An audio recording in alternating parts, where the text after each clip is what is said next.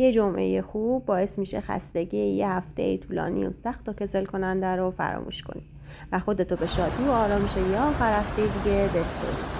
صبح جمعه که از راه رسید میتونی تا ظهر تو رخت خواب بمونی یا از صبح زود برای یه پیکنیک خانوادگی آماده بشی. مهم اینه که این تعطیلی آخر هفته رو حسابی خوش بگذرونی، شاد باشی و از همه لحظه‌اش استفاده کنی.